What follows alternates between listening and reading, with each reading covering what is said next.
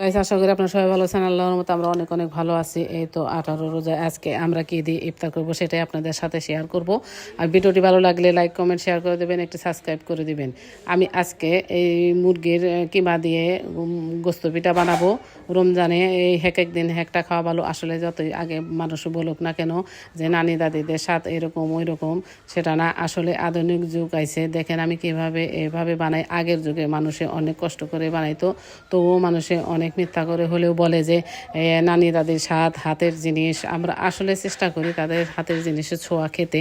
আগে তো মানুষে এই পিঠাগুলো বানাতো বাঁশের নেল কেটে, রুটি বানিয়ে মাঝখানে কেটে, অনেক কষ্ট অনেক পরিশ্রম করে।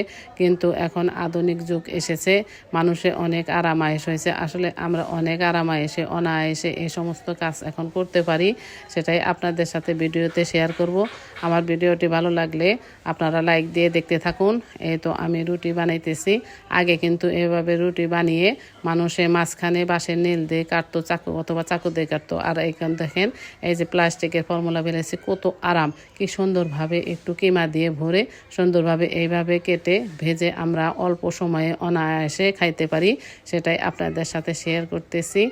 রমজান মাস বলে বরকতের মাস। সবাই আসুন আমরা আল্লাহর কাছে আমাদের গুনাহ মাপের জন্য দোয়া করি। আল্লাহ যেন আমাদের আবার সামনের বছরের জন্য আমাদের জীবনে যত গুনাহ আছে আল্লাহ যেন আমাদের সবাইকে মাফ করে দেয়।